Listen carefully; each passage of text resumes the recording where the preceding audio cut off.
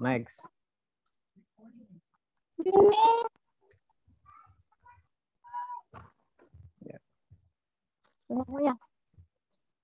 Ini next saja. Ini untuk farmasi, teman-teman, karena bukan farmasi, ini next aja.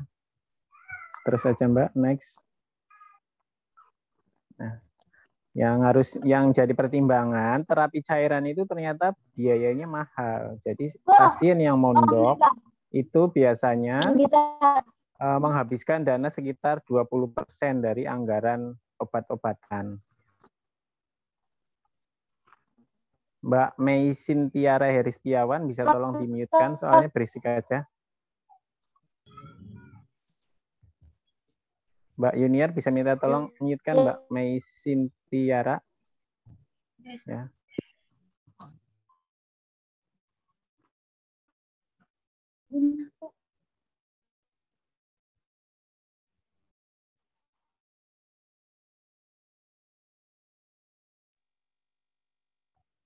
Ya, saya lanjutkan ya.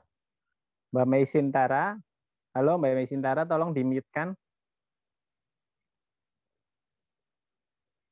Ya, sudah.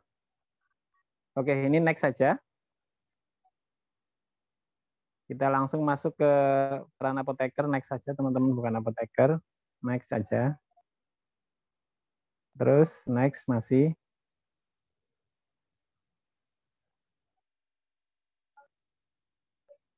Nah, ini. Kita masuk ke fisiologi cairan tubuh. Jadi manusia itu emang terdiri dari cairan paling banyaknya. Nah, cairan di dalam tubuh itu dibagi menjadi dua kompartemen, ya, atau dua tempatnya cairan. Yang pertama adalah cairan cairan intrasel, next Mbak.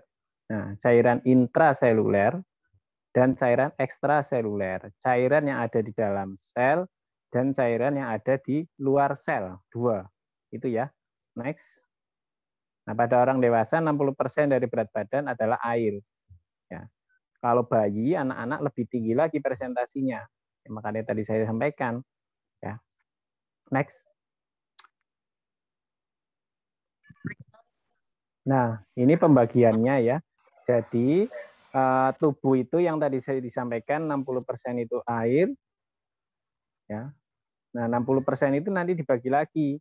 Ada yang intrasel, cairan yang ada di dalam sel, kemudian ada yang cairan di luar sel. Nah, cairan di dalam sel bisa diukur nggak bisa. Yang bisa diukur adalah cairan di ekstrasel, yang 20%. Itu pun cairannya ada dibagi dua lagi. Ada yang intersisial, ini nanti masuk di ujian juga, ini intersisial, cairan yang ada di antara sel. Inter itu antara ya, di antara sel dan intravaskuler sel. Ya, yang ada pada pembuluh darah. Ya. Yang bisa diukur adalah 5% dari pembuluh darah kita. 55% dari pembuluh darah kita, misalnya berat badannya 100, berarti kurang lebih sekitar 5 liter cairan yang ada di dalam tubuh. Gitu ya. Cairan dalam hal ini cairan darah. Jadi sedikit sekali cairan di dalam darah, karena yang paling banyak itu adalah di dalam sel. Next.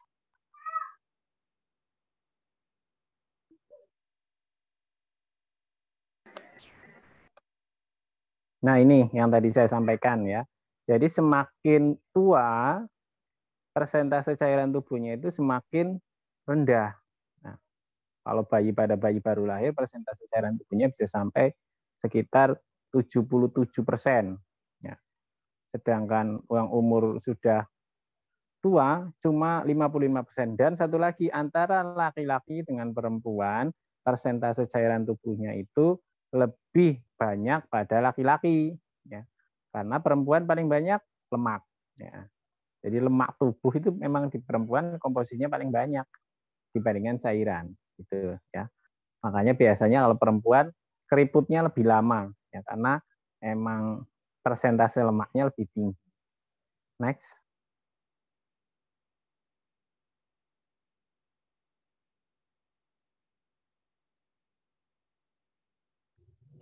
Kemudian apa sih fungsi yang cairan di dalam tubuh kita itu? Yang pertama adalah pelarut, jelas ya.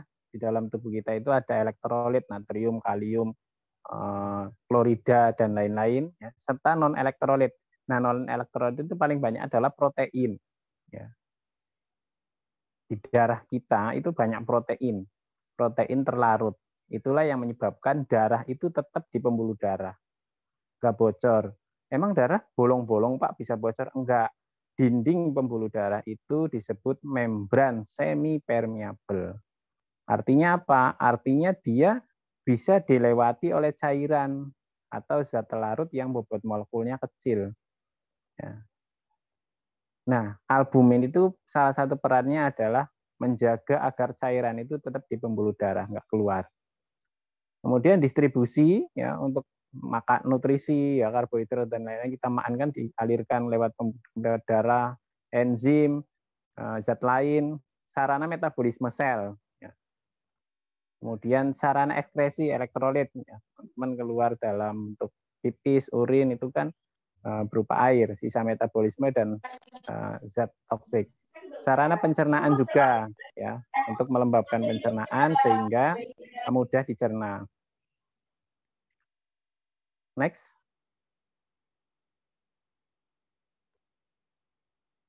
Intake dan output rata-rata harian. Ini harus sama ya. Jadi kalau intake-nya lebih sedikit daripada yang keluar, maka terjadi dehidrasi kan? Ya, teman-teman haus. Begitupun sebaliknya, kalau output-nya lebih sedikit daripada yang keluar, misalnya pada pasien gangguan ginjal, itu pasiennya bengkak edem, ya, bengkak seluruh tubuh. Atau yang paling sering terlihat di kaki, karena kaki kan di bawah merupakan pusat gravitasi. Ya, sama tuh, sekitar 2,4 sampai 3,2 liter. Nah, sumbernya dari mana aja? Air minum, air dalam makanan, dan air hasil oksidasi ini. Teman-teman mungkin bingung ya, air hasil oksidasi. Apa itu air hasil oksidasi? Kalau dulu pelajaran kimia waktu SMA, itu kan yang cara untuk memetabolisme glukosa, C6, H12, O6 ditambah O2, menjadi CO2 yang dibuang lewat pernafasan, dan H2O. Nah, H2O itu adalah air yang dihasilkan dari metabolisme tadi, dari oksidasi tadi. Itu maksudnya, ya. Jadi kita mau metabolisme, kita mau oksidasi makan itu menghasilkan air. Ya, kalau nggak percaya teman-teman tiup aja, ya kan? Kalau zaman dulu tiup gas di kaca, nanti di kacanya kan ada uap air. Itu adalah air metabolisme. Kemudian outputnya paling banyak lewat urin, yang paling sedikit lewat paru-paru. Next.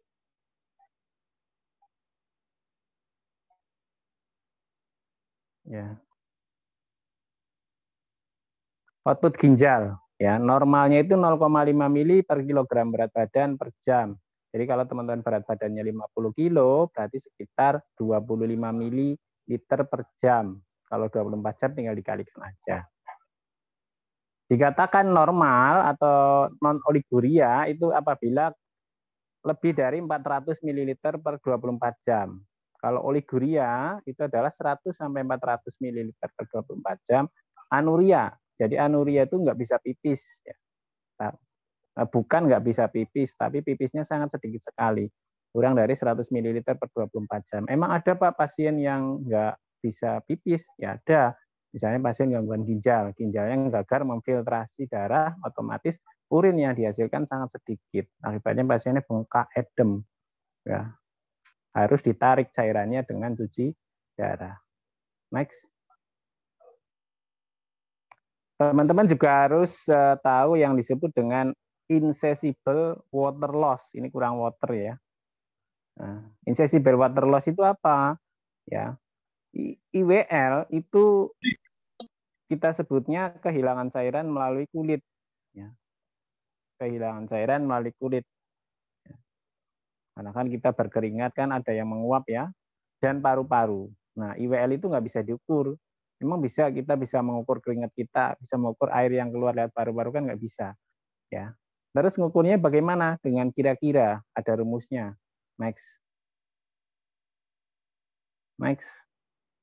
Nah, rumusnya adalah dengan perkiraan. Ya, kalau dewasa 15 ml per kilogram berat badan per hari, anak 30 kurangi umur, kilogram berat badan per hari. Itu penting dalam menghitung kebutuhan cairan. Biasanya perawat termasuk penata anestesi lebih paham sekali cara menghitung kebutuhan cairan, dilihat dari IWL.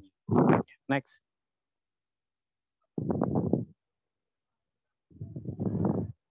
Nah, ini pengaturan cairan tubuh. Ya, cairan tubuh itu diatur tentunya oleh otak kita. Ya.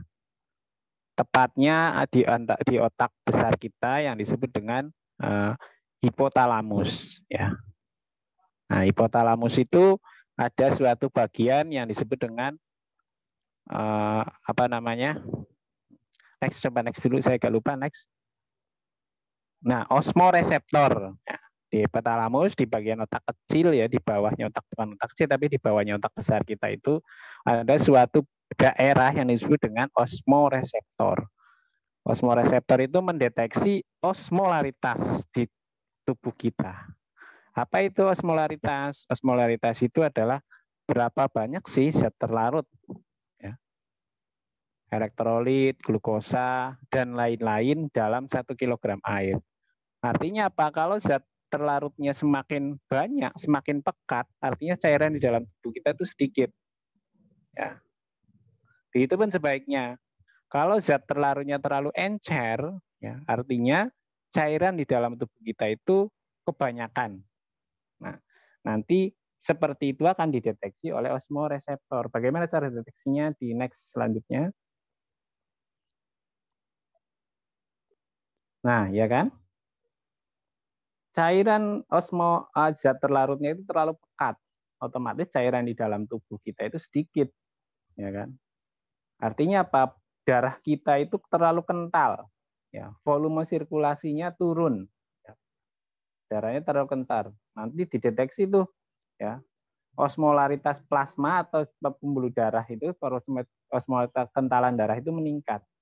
Dideteksi oleh osmoreseptor, akibatnya bagaimana? Maka muncul rasa haus, muncul rasa pengen minum. Apakah cuma rasa haus? Toh enggak. Ginjal mengeluarkan hormonnya yang disebut dengan vasopresin. Atau nama lainnya ADH, antidiuretik hormon. Apa itu antidiuretik hormon? Diuretik kan biar pipis. Kalau antidiuretik berarti hormon biar enggak pipis. Ya, artinya pipisnya dihambat. Ya, pipisnya dihambat, pengeluaran cairan lebih sedikit, jadi pipisnya kental. Ya, makanya salah satu cara untuk mendeteksi dehidrasi kita kan dilihat dari warna urin. Kalau urinnya terlalu kental, terlalu pekat, berarti kita kurang cairan. Ya. Sehingga dengan haus, dengan minum, kemudian cairan absen. Udah bisa, Cok. Maksimal 100. masih sempat Mas Aris. Halo Mas Aris. Ya. Oke, lanjut lagi, ya. Sehingga dengan pengeluaran cairan sedikit, kita timbul rasa haus dan minum, maka otomatis kekentalan dalam darah turun, sehingga volume sirkulasi bisa meningkat. Begitupun sebaliknya, itu adalah pengaturan osmolaritas di hipotalamus. Next. Nah, ini saya keluarin di soal juga ya. Ini sudah masuk ke intinya ya, teman-teman ya. Teman-teman harus tahu. Terapi cairan intravena atau terapi cairan parenteral itu dibagi 4. Yang pertama adalah terapi resusitasi. Terapi resusitasi itu apa? Resusitasi itu artinya pengganti. Jadi terapi yang menggantikan cairan tubuh yang hilang. Ada kondisi apa Pak? Kondisi dehidrasi. Teman-teman dehidrasi, kepanasan, teman-teman dehidrasi karena pendarahan, teman-teman dehidrasi karena post operasi, misalnya operasi besar itu kan. Nah, ini kan banyak kehilangan cairan. Salah satu terapi cairan pas operasi itu adalah terapi resusitasi. Atau pasien luka bakar, itu kan butuh penambahan cairan yang cepat karena tidak ada yang menahan penguapan cairan tubuh. Atau pasien demam berdarah, terjadi kebocoran di pembuluh darah, ya, itu butuh terapi resusitasi. Kemudian terapi koreksi, kalau koreksi itu adalah untuk mengkoreksi gangguan, entah itu gangguan elektrolit, misalnya kalium dalam darah rendah, hipokalemia, nanti diberikan infus KCl, ya terapi hiponatremia, ya misalnya pasiennya natriumnya rendah diberikan infus NaCl, pasien asidosis diberikan natrium bikarbonat dan lain-lain. Ya. Kemudian ketiga terapi rumatan atau maintenance, ya. Rumatan untuk apa? Untuk homeostasis. Jadi sebenarnya nggak terlalu butuh cairan. Cuman kalau pada kondisi sakit kan makan juga nggak enak, minum juga susah, ya. Otomatis perlu tambahan cairan yang bukan hanya dari makanan dan minuman. Ya. Cairan dari infus intravenous. Itu adalah cairan rumatan. Jadi kalau teman-teman lagi mondok, terus diinfus, padahal tuh saya nggak dehidrasi nggak apa, diinfus itu adalah terapi rumatan, gitu ya. Untuk mensupport, ya menambah kebutuhan cairan karena susah, bukan makan kan kalau lagi sakit kan mesti nggak enak, makan juga sedikit. Next, yang keempat adalah terapi nutrisi. Next, nah nutrisi. Untuk apa ya? Untuk pasien malnutrisi, ya kan? Pasien kurus banget, nggak bisa makan, kalau makan muntah, ya atau habis operasi saluran pencernaan, ya lambungnya dipotong, ya diberikan nutrisi parenteral karena nggak mungkin diberikan nutrisi oral, kan ditunggu dulu. Next, jadi itu 4 terapi cairan intravena. Next. Cairan parenteral itu dibagi menjadi 3. Ini juga saya keluarin di soal, teman-teman tolong dibaca, dipahami juga. Yang pertama, infus isotonis. Infus isotonis itu infus apa? Infus yang osmolaritasnya sama dengan osmolaritas di darah. Ya, nggak ada, tolong catat. Ya. Apa tadi osmolaritas? Banyaknya zat terlarut dalam 1 kg air, ya kan? Nah, berarti kalau infus isotonis itu sama, ya. Kepekatannya sama dengan, atau banyaknya zat terlarut sama dengan komposisinya di darah. Itu setara dengan NaCl 0,9%. Atau kalau di praktek itu jarang disebut NaCl 0,9 ya, seringnya disebut dengan NS, normal salin. Ya karena sama persis osmolaritasnya atau kekentalannya dengan yang ada di dalam darah. Kemudian RL atau sering disebut dengan ringer laktat, ya ini banyak dipakai. Kalau ringer itu artinya zat terlarutnya mirip yang ada di dalam darah. Ya. Elektrolitnya misalnya ada natrium, ada kalium, ada Cl, ada magnesium. Nah, ringer itu kayak gitu. Laktat itu adalah sumber energinya. Ringer asetat pun sama. Ringer itu artinya zat terlarut elektrolitnya mirip ada dalam tubuh, asetat sumber energinya. Kalau hipotonis, ya hipotonis itu osmolaritasnya lebih rendah daripada darah, ya kan? Ya. Artinya apa? Lebih encer, cairannya lebih encer daripada kekentalan darah. Gambarnya gitulah, ya, untuk mudah dipahami. Kalau hipertonis berarti lebih kental, yang zat terlarutnya lebih banyak. Beda-beda Pak, kenapa nggak dibikin sama aja? Nanti peruntukannya di belakang ada. Ya, ini harus dipahami 3 macam cairan parenteral berdasarkan nilai osmolaritasnya. Ya. Pak mau di rumah? Di rumah. Next. Kopinya minggu ini. Itu. Kenapa nggak ulas di sini aja? Iya. Kris Dayanti. Halo Mbak Kris. Matiin mic-nya dong. Ya, kadang saya bingung ya, penyimak apa enggak kok pada bicara sendiri. Kalau misal ya, makasih Mbak Yuniar sudah close-kan Mbak Kris. Ya. Oke, ya. Itu berdasarkan osmolaritasnya. Kemudian berdasarkan zat terlarutnya, cairan dibagi 2. Cairan kristaloid dan koloid. Ya. Kristaloid itu apa? Kristaloid itu cairan yang terlarut, benar-benar terlarut. Ya. Jadi nggak keton sama sekali, bening. Boleh berwarna ya, warna kuning misalnya, tapi kan bening. Karena zatnya itu benar-benar terlarut, benar-benar lebur dalam cairan. Ya. Contohnya RL, RA, NaCl.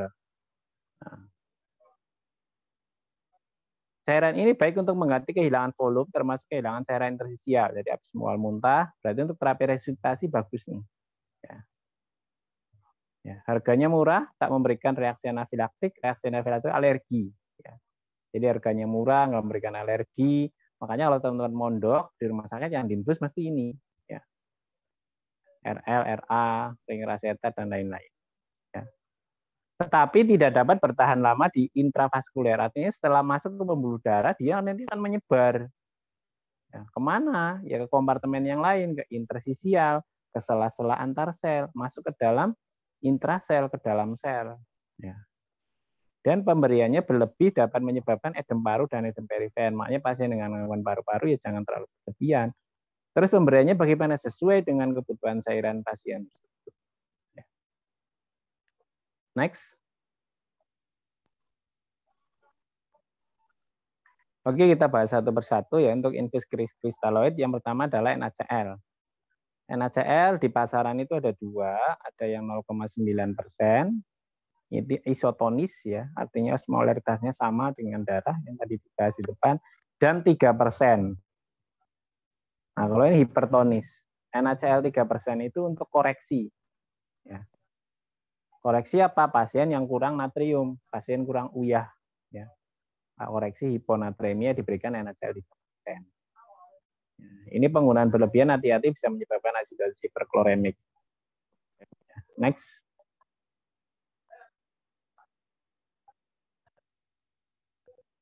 Ringer laktat, ya. Yang tadi saya bilang ringer itu artinya elektrolitnya mirip seperti cairan tubuh. Ini pemakaian berlebih menyebabkan alkalis metabolik, hati-hati peningkatan HCO3 akibat metabolisme laktat. Dan ringer laktat itu sebaiknya dihindari pada pasien gangguan hepar. Ini enggak ada, tolong dicatat. Ya. Ringer laktat, ya, RL itu sebaiknya dihindari pada pasien gangguan hepar. Kenapa? Karena metabolisme laktat menjadi energi itu ada di hepar.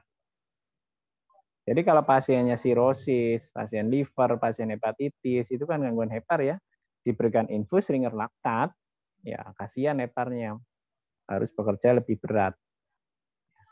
Next.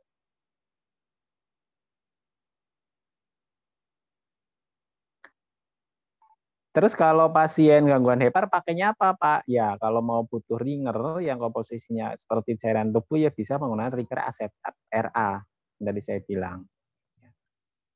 Kemudian dextrose, ya dextrose itu gula.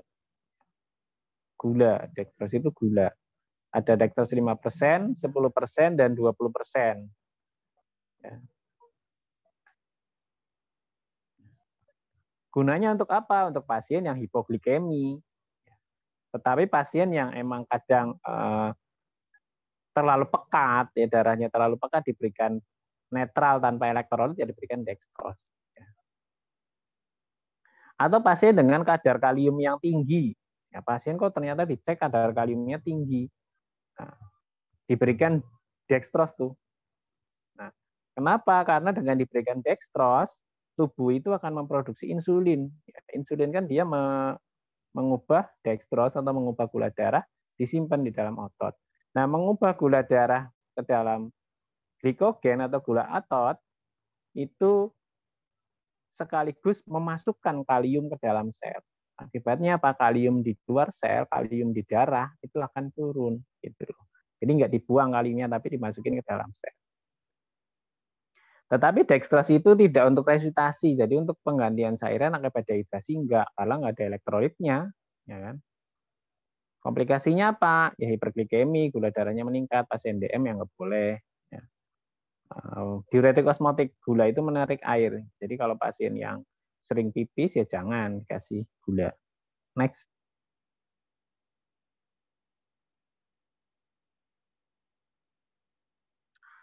Yang tadi cairan kristaloid, selanjutnya adalah cairan koloid. Apa itu cairan koloid? Cairan koloid itu gampangnya cairan, kalau tadi kristaloid kan cairan yang terlarut ya, benar-benar larut bening. Kalau koloid itu sebenarnya nggak terlarut sih. Jadi aslinya dia nggak benar-benar bening. Harusnya kan kalau zat itu nggak terlarut akan mengendap ya. Misalnya teman-teman mau memasukkan pasir ke dalam air, kan pasir kan nggak terlarut kan, duduk-duduk dia pasir itu akan mengendap. Ya. Koloid juga seperti itu. Aslinya dia nggak larut, dia nggak ajur, dia nggak lebur ke dalam cairan itu. Tetapi dia nggak bisa mengendap. Kok bisa nggak bisa mengendap, Pak? Karena ukuran partikel dari zat terlarutnya, ya, ukuran partikelnya itu kecil sekali. Itu loh. Ya. Ukuran partikelnya itu kecil sekali. Jadi kalau dilihat itu nggak bening banget, agak budak. Tapi dia nggak mengendap karena ukuran partikelnya kecil sekali sampai nano. Ya. Contohnya apa koloid? Kalau koloid alami ya darah. Darah itu adalah koloid. Kenapa? Karena darah itu kan ada sel-sel darah ya, sel darah merah, sel darah putih kan nggak larut. Cuman karena sel kan ukurannya kecil sekali sehingga darah nggak bisa mengendap. Ya. Apa darah nggak bisa mengendap? Apa bisa diendapkan? Nggak bisa. Ya, darah bisa diendapkan dengan dilakukan sentrifugasi atau dipusingkan. Nanti kalau di sentrifugasi itu akan mengendap tuh sel darah merah di bawah, atasnya trombosit, atasnya lagi leukosit, atasnya lagi cairan yang bening. Begitupun dengan koloid. Kalau dia disentrifugasi, dipusingkan dengan kecepatan tertentu, dia akan mengendap. Contoh cairan koloid itu ada albumin, ada fresh frozen plasma, ada dextran, ada HES, ada hemasel, dan lain-lain. Nanti akan dibahas. Ini penting sekali untuk penataan anestesi nih. Ya. Karena saat operasi itu wajib diberikan infus koloid, terutama operasi besar. Nah, kenapa seperti itu? Nanti di belakang menjelaskan. Ya. Cairan ini baik untuk mengganti volume intravaskuler. Nah, itu karena cairan ini bagus untuk mengganti volume intravaskuler. Kalau operasi, kalau kecelakaan, itu kan darah banyak keluar kan? Nah, terus untuk menggantikan apa Pak yang terbaik? Yang terbaik darah. Kalau darah keluar ya digantikan pakai darah. Cuman kan untuk tambah darah itu nggak semudah itu kan, harus ada kecocokan, ketersediaan dan lain-lain. Ya. Loh, kalau kebuangnya 1,5 liter gimana? Ya. Emang mencari darah 1,5 liter gampang. Ya. Makanya bisa digantikan dengan cairan koloid. Gitu. Tetapi ada kerugiannya. Pertama harganya mahal. Ya. HES itu yang sering dipakai ya saat operasi. Itu harganya satu tabletnya bisa sampai 150.000. Bandingkan dengan ringer laktat atau RR yang harganya cuma 12.000. 10 kali lipatnya. Dan dapat menyebabkan reaksi anafilaktik atau alergi. Kalau kristaloid enggak, kristaloid kan terlarut dan isinya elektrolit. Tapi kalau koloid, ya, karena dia merupakan zat yang molekulnya besar, ya, walaupun molekulnya nggak sebesar, artinya dia nggak terlarut, tetap ada reaksi alergi. Pemberian berlebih dapat menyebabkan edem paru, tetapi tidak dapat menyebabkan edem perifer. Jadi kalau pasien gangguan paru bisa dia memperparah. Tapi kalau edemnya perifer, misalnya edem pada kaki, ya bengkak pada kaki, enggak. Ya. Next.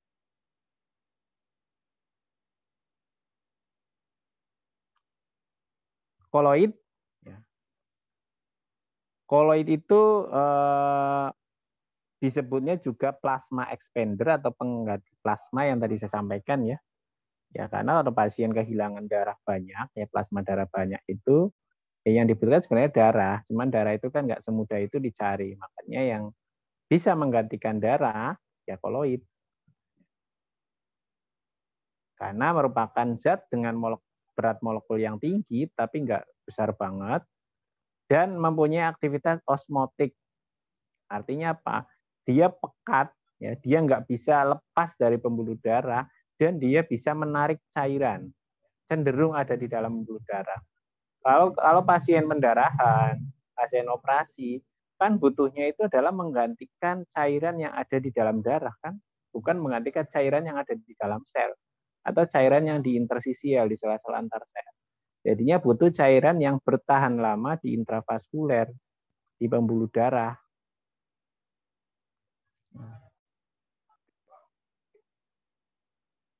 Ya.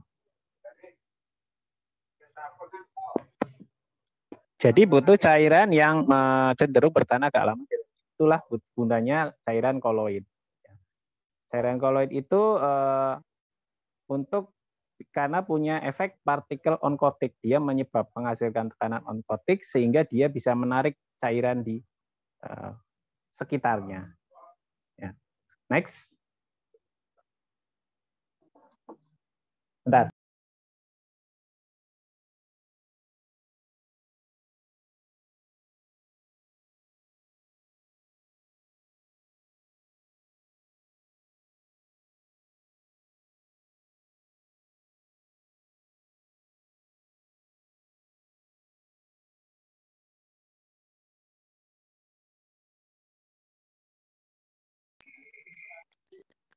Lanjut. Ya. Contoh infus koloid yang pertama adalah albumin, ya. Albumin. Albumin itu infus yang harganya mahal. Ya. Albumin itu apa sih sebenarnya? Albumin itu protein yang ada di dalam darah. Ya. Jadi kalau misalnya albumin kita rendah, misalnya pada kondisi infeksi, pada kondisi gangguan ginjal, di mana protein atau albuminnya terbuang lewat urin, pada pasien sirosis liver, di mana sintesis atau pembuatan albumin di liver itu berkurang, itu butuh albumin. Jadi sebenarnya sih albumin itu bisa digunakan untuk mengganti cairan. Tetapi karena harganya mahal, satu pelapotnya itu adalah 1 jutaan, ya seringnya hanya dipakai untuk mengganti albumin yang kurang. Albumin itu normalnya 3,5, ya normalnya 3,5. Ya. Kalau kurang dari itu bisa diberikan infus albumin. Albumin itu berasal dari plasma manusia. Hasilnya darah kita nanti diproses, proteinnya diambil. Oh bisa mahal Pak sampai 1 juta, padahal kan darahnya gratis ya karena prosesnya itu yang rumit. Ya. Prosesnya itu yang rumit dan membutuhkan alat-alat serta bahan-bahan yang tentunya tidak mudah. Ya. Next. Tes setengahnya 16 jam. Tes setengah itu apa? Tes setengah itu artinya dia waktu yang dibutuhkan agar suatu obat, dalam hal ini albumin itu cuma sisa setengahnya, itu 16 jam. Ya, jadi sampai 1 hari. Dan 90% tetap bertahan dalam intravaskuler 2 jam setelah pemberian. Dia bisa juga untuk menggantikan darah yang hilang. Next. Dextran, ya. Dextran itu merupakan koloid semi-sintetik dibuat dari sukrose dengan menggunakan enzim dextran sukrose. Ya. Sediaan ada dextran 70, dextran 40. Ini saya keluarin di soal juga nih. Ya. Jadi dextran sebenarnya dari gula. Ya. Diproses menggunakan enzim, jadilah dextran. Semakin kecil bobot molekulnya, koloid itu semakin aman untuk ginjal. Nah, ya ini salah satu kekurangan koloid ya. Karena dia bobot molekulnya tinggi, jadi koloid itu tidak boleh atau sebaiknya dihindari pasien dengan gangguan ginjal. Jadi kalau pasien gangguan ginjal, teman-teman kasih koloid, ya nanti ginjalnya akan rusak. Kan operasi biasanya nggak mau tuh pada pasien gangguan ginjal. Kenapa? Karena obat anestesi itu sangat nefrotoksik. Koloid juga nefrotoksik. Jadi kalau mau operasi gangguan ginjal diturunkan dulu, ureum kreatinin dinormalkan dulu. Ya. Dextran 40 itu 40.000 itu paling aman ya, paling kecil ya, cuman harganya paling mahal. Next. Next, Mbak. Kebetulan Bapak, ini tinggal 1 menit lagi. Aduh. Iya, nanti ya nanti balik lagi.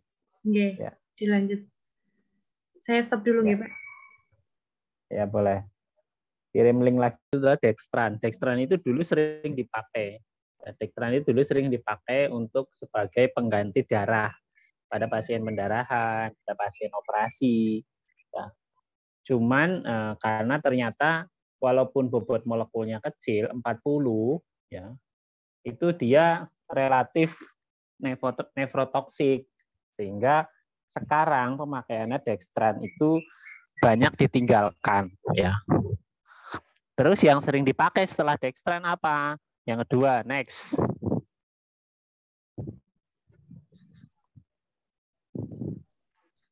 Yang kedua yang sering dipakai adalah gelatin. Gelatin yang seperti buat kapsul itu adalah gelatin.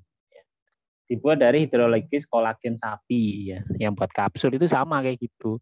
Sediaannya di pasaran ada dua, ada gelofusin, ada hemasel. Intinya gelatin yang ditambahkan elektrolit. Ya. Kalau gelofusin ditambahkan NaCl, kalau hemasel ditambahkan thinner. Nah, infus gelatin inilah infus yang paling aman pada penderita gangguan ginjal. Jadi kalau pasien operasi, pasien kehilangan darah, ternyata ureum kreatinnya tinggi, ya teman-teman pakai infusan untuk mengganti darahnya ya pakainya gelatin. Karena dia emang dari hewan kan, ya. Sehingga paling aman, bobot molekulnya paling kecil pada pasien gangguan ginjal. Ini enggak ada tercatat karena saya keluar juga di soal. Tetapi ada kelebihan, ada kekurangan. Kekurangannya apa? Sering terjadi alergi. Ya. Jadi tinggal pilih mau yang aman buat ginjal, tapi nggak alergi, sering alergi, atau yang nggak aman buat ginjal, tapi resiko alerginya kecil sekali. Ya. Dextran itu nggak aman buat ginjal, tapi alerginya kecil. Ya. Gitu ya. Next.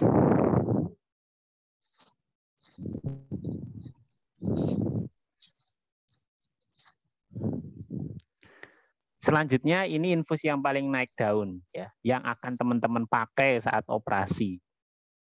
Ya.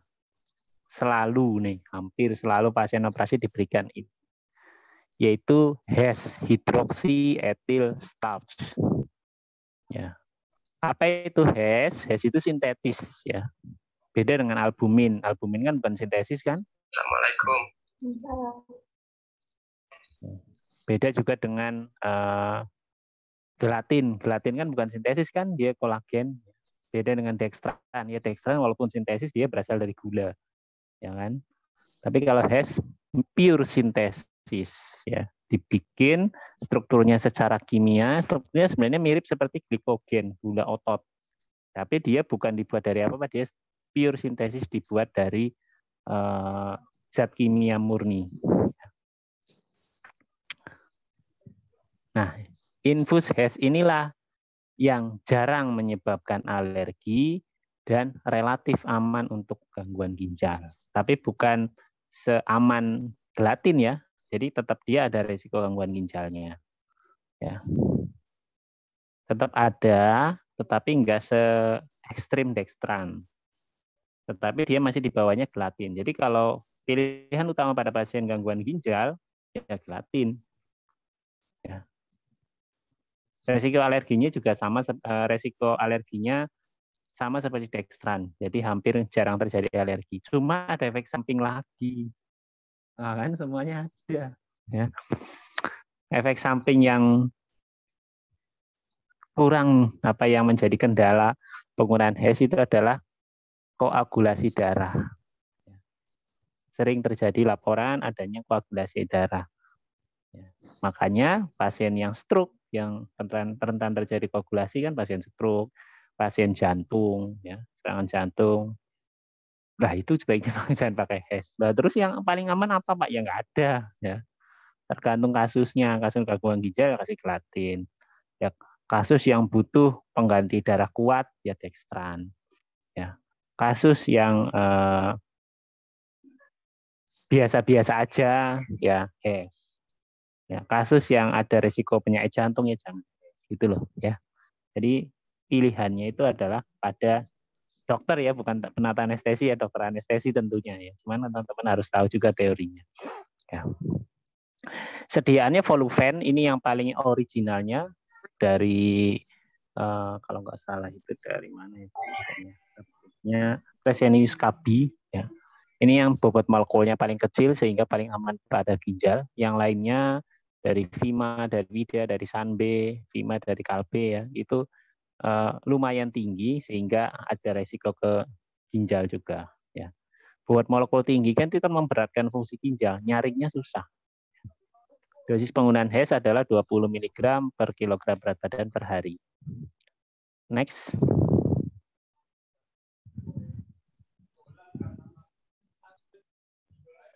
Nah, ini adalah bagan dari masing-masing infus yang tadi dijelasin di depan.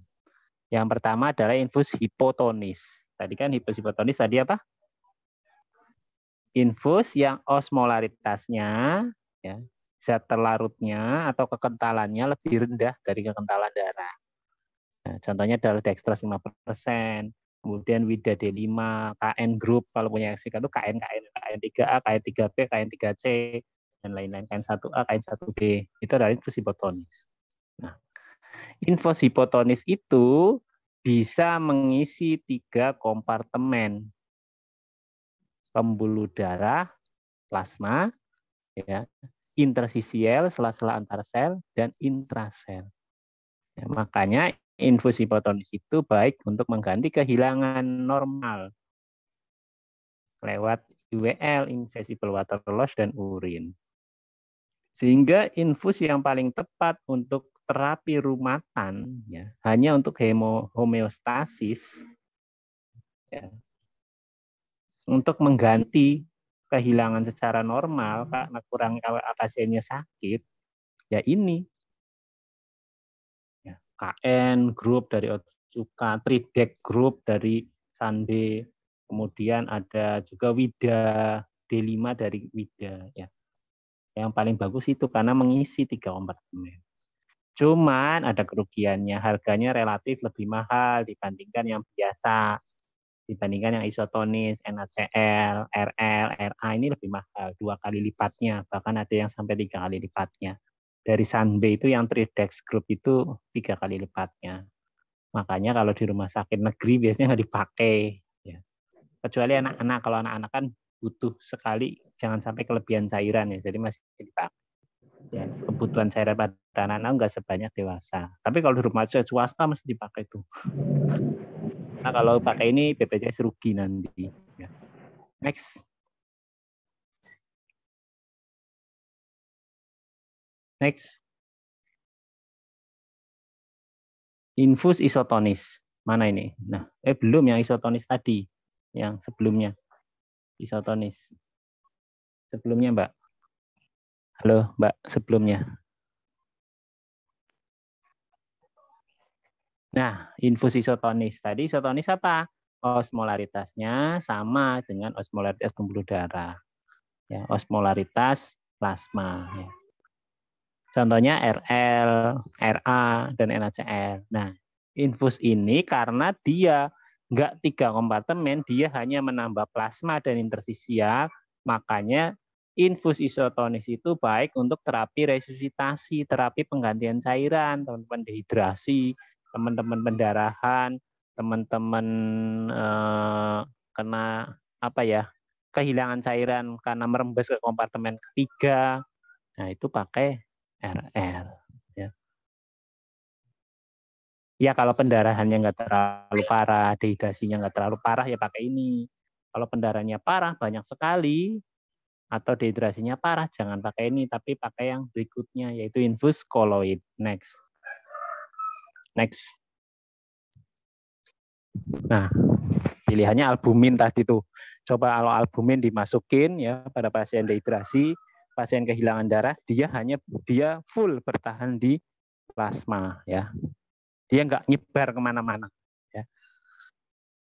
Itu makanya untuk pasien shock, dehidrasi, shock luka bakar, ini pakai ini. Cuman yang tadi sampaikan albumin itu mahal sekali, 1 juta satu pelabotnya. Makanya jarang diberikan untuk terapi cairan, terapi restitusi. Terus untuk apa Pak albumin? Untuk koreksi albumin dalam darah kurang diberikan infus. Nah, cuman ini harganya lebih mahal, harganya 1,5 juta. Ini juga hampir nggak pernah dipakai untuk. Nah, ini yang sering dipakai untuk terapi resusitasi pada pasien dehidrasi parah, pada pasien pendarahan parah yang tadi saya jelaskan.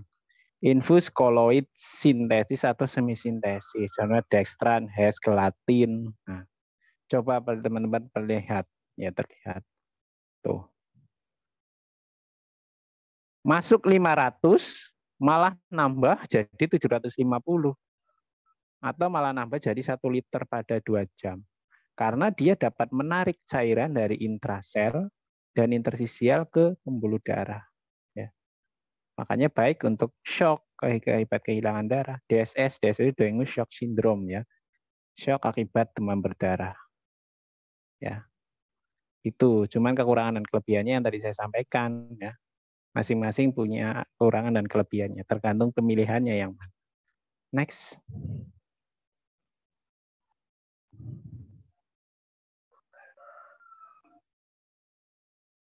Nah, terus bagaimana dong Pak kalau untuk penggantian cairan bagusan kristaloid apa koloid? Ya, yang terbaik ya kalau pada dehidrasi, pada shock, ya pada kehilangan cairan, yang terbaik ya adalah cairan yang bisa membawa oksigen, dalam hal ini darah. Kalau operasi kehilangan banyak darah, persalinan kehilangan banyak darah ya diberikan darah, cuman kan darah kan terbatas ya.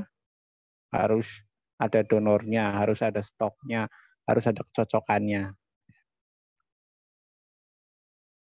Kemudian kalau untuk kristaloid dan koloid, ya masing-masing ada kekurangan kelebihan. Koloid dia lebih cepat, ya, karena dia bisa menarik cairan, ya. Tetapi ada resiko, ada alergi, gangguan ginjal, gangguan koagulasi, gitu kan? Dan yang keempat, harganya mahal, harganya ratusan ribu. Dibandingkan kristaloid yang murah. Ya, paling 15.000, 16.000 RL itu kan segitu. Ya. Jadi kalau pendarahannya nggak terlalu parah, dehidrasinya nggak terlalu parah, ya sudah pakai koloid aja. Pakai kristaloid aja. Gitu ya teman-teman ya. Pertimbangannya. Next. Nah ini perbandingannya teman-teman bisa baca sendiri ya. Nah, next. Next. Next aja. Ya ini untuk perbandingan ini yang tadi saya sampaikan aja. Nah ini adalah contoh-contoh cairan rumatan.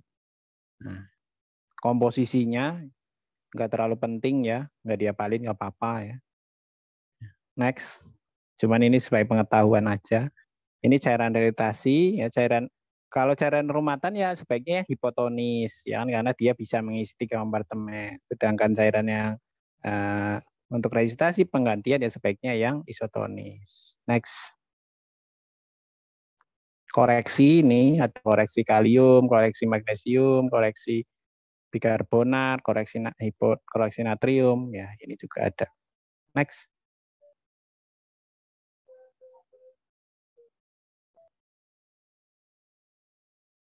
Nah, sekarang bagaimana sih cara menghitung kebutuhan cairan untuk volume infusan? Ini caranya. Ya, disesuaikan dengan kebutuhan cairan harian. Nanti dibagi 2 sumber, oral dan parenteral. Nanti kebutuhan cairannya tergantung kalau bayi dan anak segini. Kalau dewasa, next. Next. Ya, kalau dewasa 30 sampai 50 belum 30 sampai 50 mg per kilogram berat badan. Jadi kalau misalnya Mbak Aziza berat badannya adalah 50 kilo, ya taruhlah dewasa kan ya Mbak Aziza ya, berarti 30 sampai 40, 50. Kita ambil tengah-tengahnya 40 ya. 40 kali 50 berarti 2000. 2 liter kebutuhan cairannya harian. Nah, 2 liter itu dibagi 2 sumber, oral dan parenteral. Pembagiannya berapa persen, Pak? Tergantung kondisinya. Kalau Mbak Aziza baik-baik saja, artinya makan masih bisa ya 50 atau banyak oral yang nggak apa-apa. Ya, misalnya oralnya 60, parenteralnya 40. Tapi kalau Mbak Aziza mual muntah, demam, ya parenteralnya lebih besar, bisa sampai 70% parenteral. Jadi 70% kali 2.000. Taruhlah 50% aja, berarti kan 1 liter kebutuhannya. Nanti 1 liter itu dibagi 24. Ya, berapa mili? 24 itu udah 24 jam. Berapa mili? Berapa kebutuhannya mili per jam. Nanti dibagi lagi 60, berapa mililiter per menit. Nanti bisa ketemu nih 1 mililiter per menit kebutuhan cairan Mbak Aziza. Nanti dikonversikan dengan faktor tetes. Faktor tetes kan 1 mililiter 20 tetes. Ya. Berarti kecepatan infusnya Mbak Aziza 20 TPM. Nah, ini harusnya ada perhitungannya. Tadi biasanya bisa sendiri, ada pelajaran yang lain. Gitu ya cara ngitungnya. Next. TPM itu tetes per menit ya. Jadi kebutuhannya 1 mililiter per menit, ya dikalikan 20 faktornya, otomatis jadinya 20 tetes per menit. Nah, ini kebutuhan cairan pada kondisi khusus. Ya. Kalau pada kondisi khusus harus ada faktor pengalinya lagi. Misalnya pasien gagal ginjal kan harus dibatasi kan? Ya. Setelah dihitung berapa kebutuhan cairannya, ya, dibagi 2 oral dan parenteral dikalikan lagi 0,2 sampai 0,3 ditambah urin outputnya. Kalau urin outputnya pasien sedikit 100 mili ya kebutuhan cairan sih. Kelembaban tinggi dikali 0,7 demam. Nah, demam itu karena banyak menguap jadi ditambah 12% per derajat Celcius di atas 37. Hiponatremia dikurangi 12%, luka bakar. Nah, karena banyak penguapan maka ditambah 4%. Dan hiperventilasi dikali 2,2. Ini juga keluarin di soal nih. Ya. Tonton baca ya. Mana yang meningkatkan, mana yang menurunkan. Next. Rumus sederhana kayak gini. Ya. Nah, belum ya. Kalau nggak mau ngitung kebutuhan cairan ya pakai rumus sederhana aja deh. Ya. Pasien masuk rumah sakit ya. Ditanya aja volume urinnya berapa. Loh, saya urinnya nggak tahu Pak, nggak nampung gitu. Ya kira-kira aja Bu. Ya. Sehari 3 gelas ada nggak? Oh ada, ya berarti sehari misalnya berapa tuh 1 liter. Nanti volume urinnya ditambah 900 itu dari insatiable water loss. Ya, IWL kan rumusnya yang tadi saya sampaikan. Ya. Jadi volume infus sama dengan volume urin ditambah 700 mili. Itu kembangnya. Ya. Itu rumus singkatnya.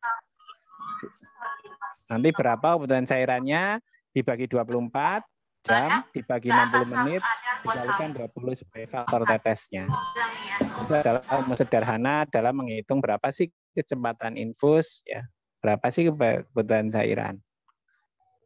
Gitu. Sekian dari saya, silakan kalau ada yang mau ditanyakan. Pak, saya izin bertanya. Ya, silakan Mbak Yuniar. Iya, matur nuwun. Apa ya? Apa? Kalau untuk donor darah itu, kalau misalnya donor darahnya tidak mencukupi pada saat dioperasi, adanya komplikasi yang membutuhkan darah lebih banyak, itu boleh Pak diganti dengan cairan-cairan yang seperti tadi itu Pak? Cairan apa? Yang boleh yang Fluid mana? ya, kurang lebih ya? Ya, boleh. Ya, boleh. Dan hampir semua operasi biasanya ditambahkan koloid. Karena darahnya kan kehilangan kan yang tadi sampaikan kan banyak. Dan nyarinya susah buat di kondisi yang tidak bisa langsung diberikan. Gitu, Mbak. Jadi sebenarnya sudah bisa dijawab. Cuma pemilih koloid yang mana, Pak? Tadi saya sudah jelasin. Tergantung kondisi pasiennya. Kan? Ada lagi?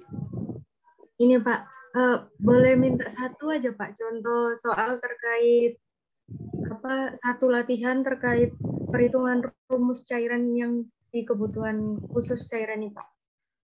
Waduh, bisa sih. Bisa. Cuman saya kan lagi mudik nih ke Cirebon, lagi nggak bawa laptop. Teman-teman ujiannya kapan? Kapan ya Pak? Tanggal 27 mulai ujian. Ya nanti. Kalau untuk para melakukannya nggak tahu. Ya berarti udah kelewat nanti. Ya, saya kan soalnya pilihan ganda, jadi nggak ada hitung-hitungan sih. Ya. Tapi kalau nanti setelah pulang ke Purwokerto, nanti saya kasih. Ya, mungkin hari Senin lah. Hari Senin saya pulang ke Purwokerto, nanti saya kasih contoh perhitungannya. Ya. Senin kan berarti tanggal berapa? 27. Iya, untuk latihan ya. Itu ya Mbak. Matur nuwun Bapak. Ya, oke. Ada lagi yang mau bertanyakan? Kemungkinan ada soal yang untuk hitung-hitungan itu nggak, Pak? Nggak ada, mau tadi saya sudah sampaikan. Nggak ada.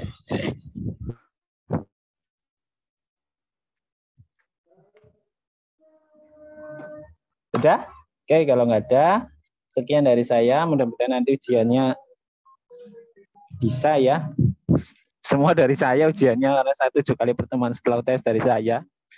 Soalnya pilihan ganda 70 ya. Soalnya disuruh 1 kali pertemuan 10 kali. Ya udah, bikin soal 70 ya. Gampang kok, jawabannya ada di situ semua. Ya, antara A dengan E. Ya kan?